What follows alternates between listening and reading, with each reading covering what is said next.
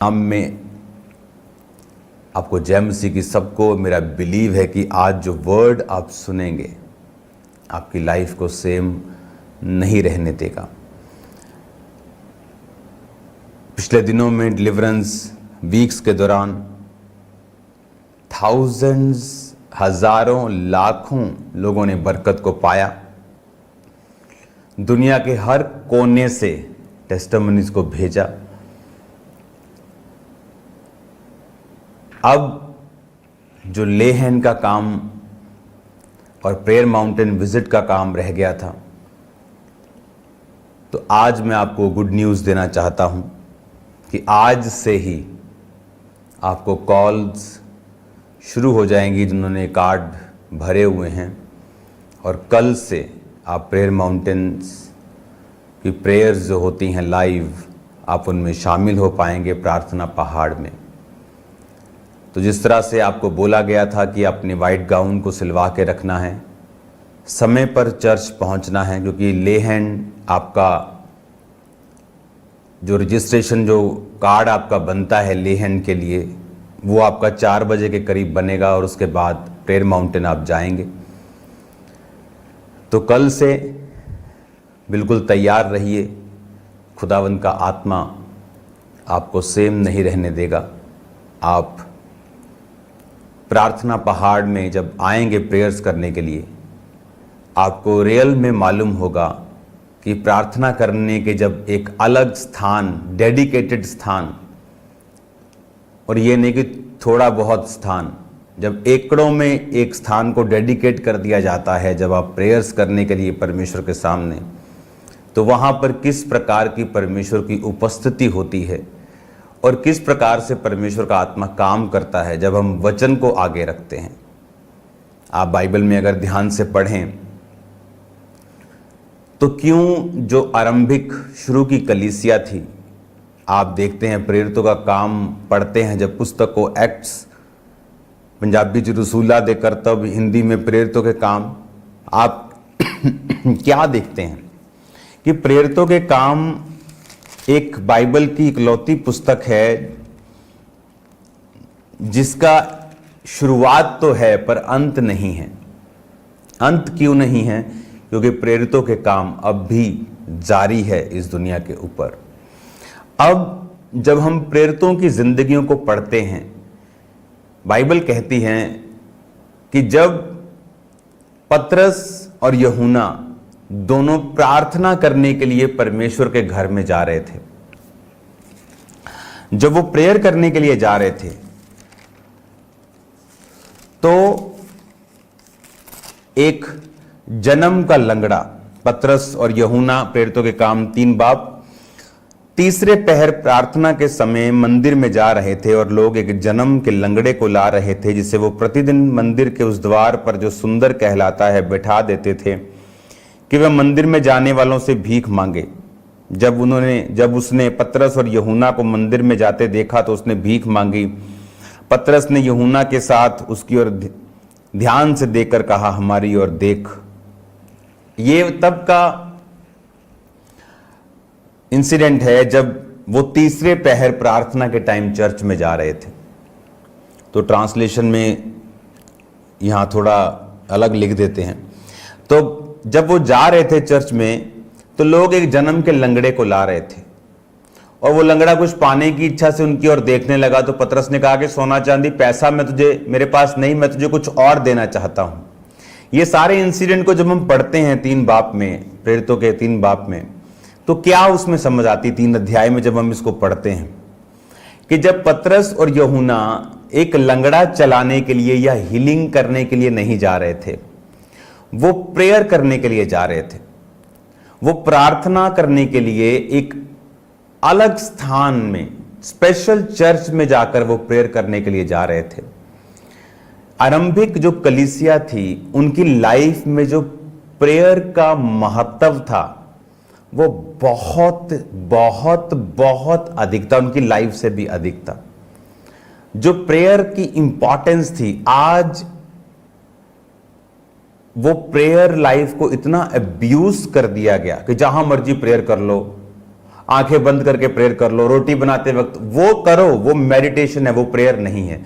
वो परमेश्वर के साथ अपने संबंध को कायम करना है, वो प्रभु के साथ बात करनी है।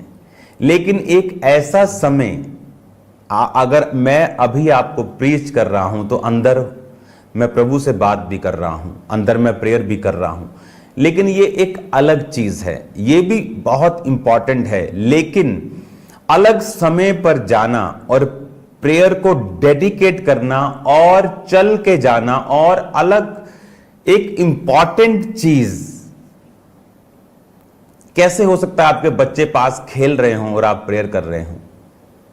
आप बोलेंगे मेरे पास प्रेयर का स्थान नहीं है। आप ले सकते हैं प्रेयर का स्थान। आप अपने बाजू के घर का एक कमरा किराए पे ले सकते हैं। लेकिन बात यह है कि हमारे अंदर वो डेडिकेशन और वो समझ, प्रेयर लाइफ की इंपॉर्टेंस वो नहीं है। हम वेकेशंस पे जा सकते हैं, लेकिन प्रेयर करने के लिए हम कभी भी अपने घर से नहीं निकलते। 2 दिन पहाड़ घूमने के लिए जा सकते हैं, लेकिन 2 दिन प्रेयर करने के लिए पहाड़ पे नहीं जा सकते। इसीलिए जो रिजल्ट प्रेरितों के कामों में, प्रेरितों और आरंभिक कलीसिया की जिंदगी में आसानी से दिखता था, आज कलीसिया स्ट्रगल कर रही है उस रिजल्ट को देखने के लिए। क्यों पास्टर्स संघर्ष करते हैं अपनी सेवकाई में? मसीह की कमी के कारण। अगर आज उनकी जिंदगियों से प्रभु बड़े काम करे तो लोगों की कोई कमी नहीं, एक्स्ट्रा होंगे आपके पास। आप सोचते रहेंगे हर वक्त कहां बिठाऊं, इस संडे कहां बिठाने, क्रिसमस कहां पे करना है। हालेलुया। लेकिन जब मसीह की कमी होगी, जब प्रेयर्स की कमी होगी, तो कोई आपको संघर्ष करने से नहीं रोक सकता। हमें यह देखना है कि Jesus, as a follower of Jesus, एक क्राइस्ट का फॉलोअर होने के नाते मेरी जिंदगी क्राइस्ट के जैसी हो और उसके चेले जो उसके साथ 3.5 साल रहे, जिन्होंने परमेश्वर के खाने पीने, सोने उठने बैठने बारीकी से उसे देखा और फिर वही लाइफस्टाइल चेलों ने फॉलो किया और वही रिजल्ट उनकी लाइफ में आए। और ये इसलिए बाइबल में लिखा गया है ताकि एग्जैक्टली हम उन्हें फॉलो कर सकें और वही रिजल्ट ले सकें। बाइबल कहती है कि वो तीसरे पहर प्रार्थना के लिए जा रहे थे। वो तीसरे पहर कोई हीलिंग सभा लेने के लिए नहीं जा रहे थे। ये नहीं कि तुम हीलिंग सभा में नहीं जा सकते, स्पेशल हीलिंग सभा तुम रख सकते हो, लेकिन जो लोग प्रेयर को एक इंपॉर्टेंस देते हैं अपनी लाइफ में, उनकी सेवकाइयों में हीलिंग बड़े आराम से होती है। उनकी सेवकाइयों में सोल्स ज्यादा बचती हैं। जो लोग वचन वचन वचन का शोर मचाते हैं और मसा होता नहीं और हीलिंग होती नहीं, तो वचन के टीचिंग के आड़ में अपने मसे की कमी को छुपाना चाहते हैं, और यह सबसे बड़ी प्रॉब्लम है। अगर एक व्यक्ति के अंदर कमी है या वो सिर्फ टीचिंग के लिए ही बुलाया गया है, तो वो हीलिंग को क्रिटिसाइज ना करे। अगर एक व्यक्ति परमेश्वर के काम के लिए, बड़े कामों के लिए बुलाया गया है, तो दूसरा उसको अप्रिशिएट करे ताकि उसकी लाइफ में कर्स काम ना करे। क्योंकि परमेश्वर ने अब्राहम को कहा, जो तुझे कोसेंगे मैं उन्हें श्राप दूंगा, जो तुझे कोसेंगे मैं उन्हें श्राप दूंगा। बहुत से लोग आज श्राप के नीचे हैं, क्योंकि जो लोग प्रभु की सेवा कर रहे हैं, जो लोग काम कर रहे हैं, जब उनको कोसा जाता है तो परमेश्वर उनको श्रापित करता है। अब आपकी लाइफ में अगर आप पास्टर हैं, अगर आप बिलीवर हैं, प्रेयर की एक इंपॉर्टेंस, एक स्थान हर वक्त आपके माइंड में अगर नहीं चलता कि मैंने सुबह की प्रेयर की है कि नहीं की, रात की है कि नहीं की। अगर आप 2 टाइम करते हैं तो कम से कम 3 टाइम करते हैं तो बेस्ट है। कि मैंने दोपहर की प्रेयर अभी की है नहीं की, मैं अभी मेरे को मिलना है, अभी मेरे को ये काम करना है, उसके बाद मैं जाता हूं या उसके पहले जा आता हूं। अगर आप में प्रेयर करने की प्लानिंग्स, प्रार्थना में समय बिताने की योजनाएं रोज आपके दिमाग में नहीं चलती, तो स्पिरिचुअली रिल्म में आप कमजोर हैं। और जब आप स्पिरिचुअली कमजोर हैं तो फिजिकली इस शारीरिक रिल्म में आपको रिजल्ट लेने में दिक्कत होगी। जब आप स्पिरिचुअली स्ट्रांग होते हैं तो उसने कहा मेरी ओर देख, उसके हाथ को पकड़ा, उसे उठा दिया, और बाइबल कहती है उसके टखनों में बल आया और वो कूदने और फांदने लगा, और लोग हैरान हो गए कि ये तो वही लंगड़ा है जिसको रोज हम छोड़ के आते थे इधर, ये कैसे भाग रहा है और चल रहा है, क्या ये वही है? तो पहचान के बोलते थे है तो वही, पर चल कैसे रहा है? अगर आपको शारीरिक इस दुनिया में रिजल्ट चाहिए तो वो स्पिरिचुअल दुनिया में आपके परफेक्शन से, आपकी प्रेयर से, आपकी ग्रोथ से, जब आप स्पिरिचुअली ग्रो करते हैं वो आपकी लाइफ में फिजिकली नजर आता है। इसीलिए प्रेरितों के काम के चैप्टर का एंड नहीं हुआ। बाइबल कहती है कि प्रभु यीशु मसीह के कपड़ों को छूकर, उसकी छाया के बीच से निकलकर लोग चंगे हो जाते थे। और वही चीज पौलुस की जिंदगी में भी हुई। जो जीसस क्राइस्ट की लाइफ में हो रही थी वो पौलुस की लाइफ में हो रही थी। प्रेरितों के काम 19 उसकी 11, परमेश्वर पौलुस के हाथों से सामर्थ्य के अनोखे काम दिखाता था, यहां तक कि रुमाल और अगोछे उसकी देह से स्पर्श कराकर बीमारों पर डालते थे और उनकी बीमारियां जाती रहती थीं और दुष्ट आत्माएं उनमें से निकल जाया करती थीं। अब जो जीसस क्राइस्ट की लाइफ में हो रहा था वो पतरस, वो पौलुस, वो यूहन्ना, वो उनकी लाइफ में भी हो रहा था।